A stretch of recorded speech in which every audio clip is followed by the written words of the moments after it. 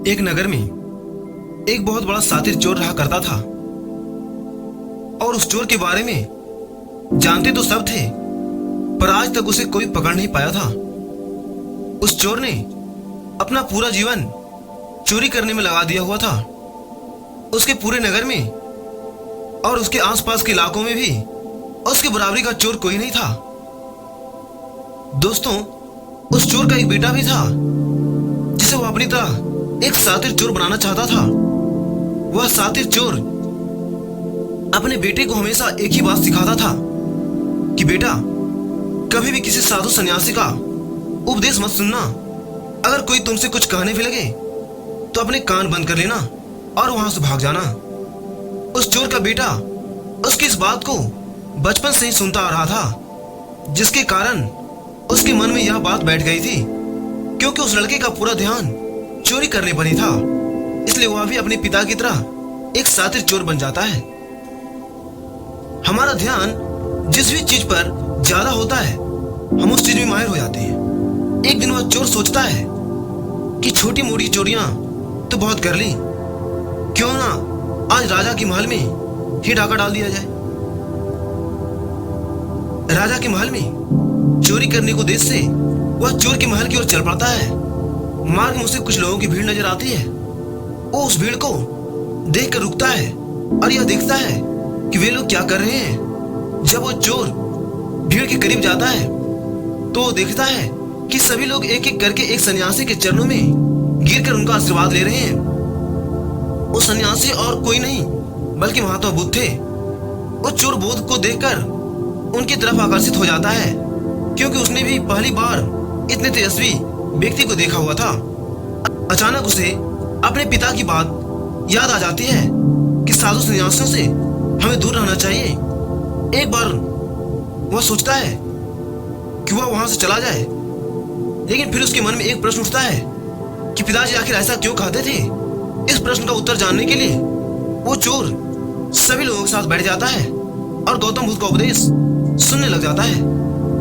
बुद्ध उस उपदेश में झूठ बोलने की व्यर्थता और विश्वासघात के बारे में बताते हैं। उपदेश समाप्त होने के बाद वहां बैठे सभी लोग अपने अपने घर चले जाते हैं और वो चोर भी चोरी करने के लिए महल की ओर चल पड़ता है। रास्ते में चलते हुए चोर अपने मन में सोचता है कि क्यों ना आज उपदेश में कही हुई बातों को मानकर ही देख लिया जाए। उसके बाद वो चोर महल की दीवार पर से कूद कर जाने की बजाय महल के द्वार के अंदर से ही प्रवेश करने लग जाता है। ऐसा करते देख महल के द्वारपाल उसे रोकता है और उससे पूछता है कि कौन हो तुम भाई, कहाँ जा रहे हो। वो चोर द्वारपाल से कहता है कि मैं एक चोर हूँ और अंदर चोरी करने के लिए जा रहा हूँ। उस चोर की बात सुन द्वारपाल सोचता है कि महल का कोई एक नौकर होगा, मुझसे मजाक कर रहा है। वैसे भी कोई चोर अपने आप को कभी चोर नहीं बताता है। और वो द्वारपाल उस चोर को महल के अंदर जाने के लिए यानी प्रवेश करने के लिए दे देता है। महल में प्रवेश करने के बाद वो चोर उस तिजोरी तक पहुंच जाता है जहां पर खजाना रखा हुआ था। वो चोर उस तिजोरी को तोड़कर बहुत सारा धन अपनी पोटली में भर लेता है और जैसे ही धन लेकर वो चोर वहां से जाने लगता है तो उसे रसोई नजर आती है। महल के सभी लोग सो रहे थे, इसलिए रसोई में उस समय कोई भी नहीं था और उस चोर को बहुत जोर से भूख लगी हुई थी। इसलिए वो चोर रसोई में जाता है और पेट भर के खाना खाता है। भोजन करके वो चोर वहां से जाने लगता है।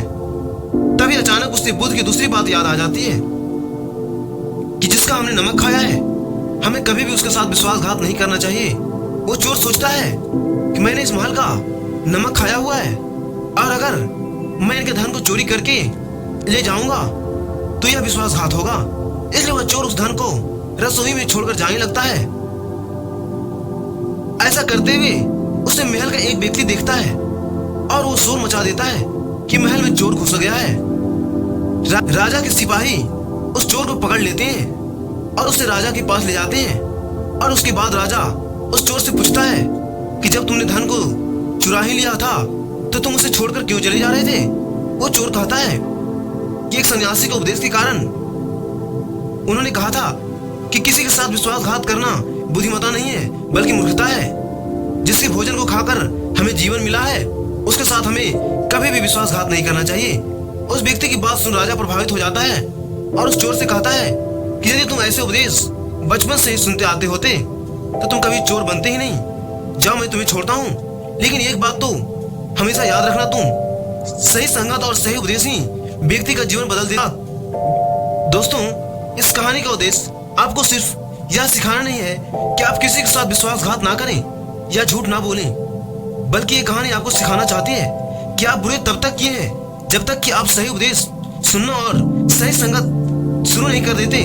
जो कल आपने गलत संगत कर ली वही आज आपके दुखों का कारण बनता है। तो दोस्तों, आपको यह वीडियो कैसी लगी हमें कमेंट करके जरूर बताना, और ऐसे ही और वीडियो के लिए और मजेदार स्टोरी के लिए सब्सक्राइब का बटन जरूर से दबा देना।